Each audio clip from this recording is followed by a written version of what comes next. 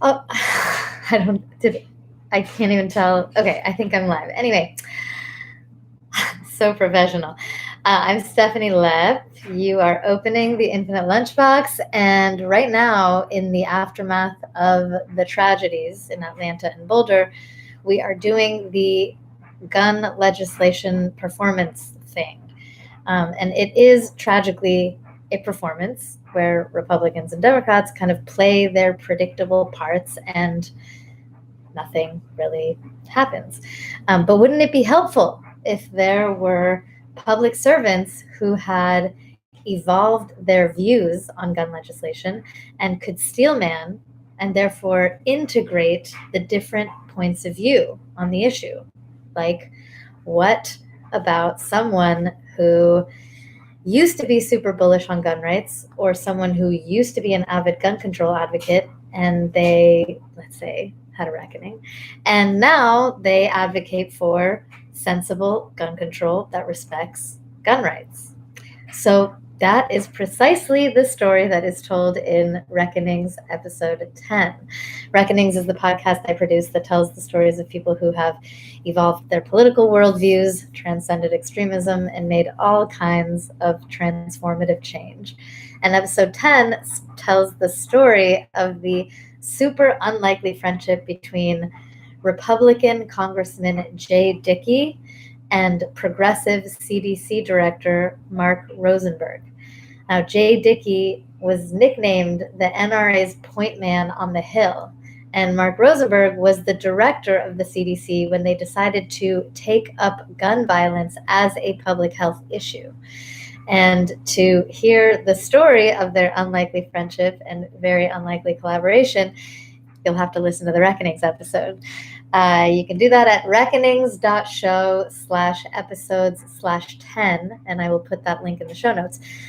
But the reason I bring it up now is because, yes, it's relevant to the legislative impasse post Atlanta and Boulder, and also because it raises the broader point, a broader point about the power of formers. Okay, so what are formers?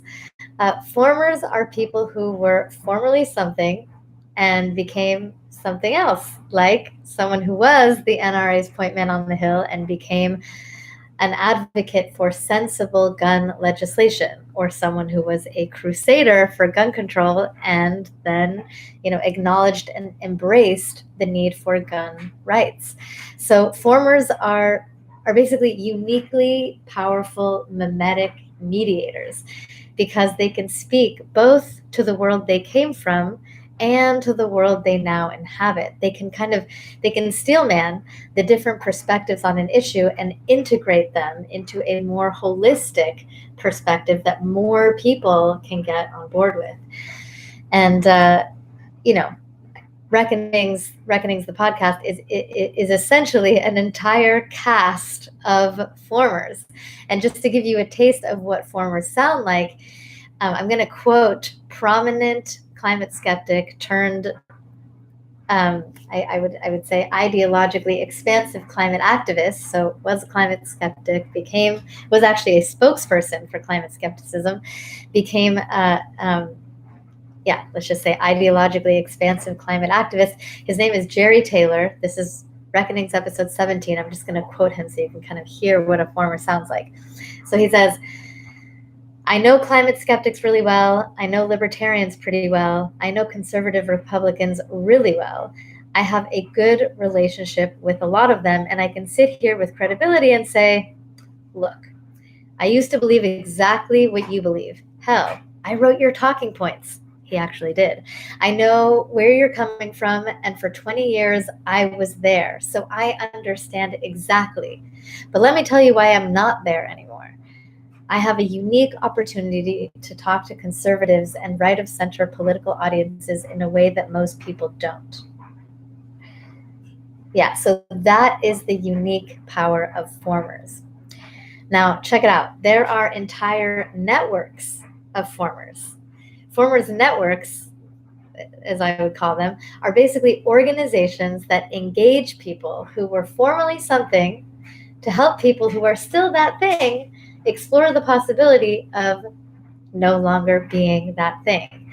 So, for example, the Against Violent Extremism Network is a searchable database. Get this, a searchable database of former violent extremists who help current extremists exit lives of violence.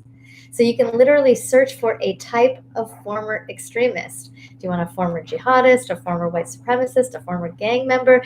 You can search for the type of extremist you're looking for and have that person help you or your friend or your family member transcend a life of violence. Another example with zero moral equivalence here, this is just another example, is Footsteps, which is a community of former Orthodox Jews who help current Orthodox Jews explore the possibility of leaving the Orthodoxy. Now imagine building an all-purpose formers forum. Let's say, imagine creating a searchable database of people who have transformed their views in all kinds of ways, so that other people who are exploring changing their views in those ways can kind of dip their toe in the water of change with someone who understands exactly where they are coming from. Yes, this Formers Forum would kind of filter for people who are already, willing to dip their toe in that water of change, which is half the battle, but it would give those people a safe and anonymous way to do that. So, such a Formers Forum would be a gold mine of people who are kind of uniquely capable of articulating a more integral perspective and could be really helpful right now within the context of advancing sensible gun rights protecting gun legislation. So, parting question: when was the last time you radically changed your mind about something big? And would something like a Formers Forum have helped you in that process? Leave your comments below. And with that, I am Stephanie Lepp. You have opened the Infinite Lunchbox. For more of the infinity herein, follow me on Twitter @StephLepp. And thank you.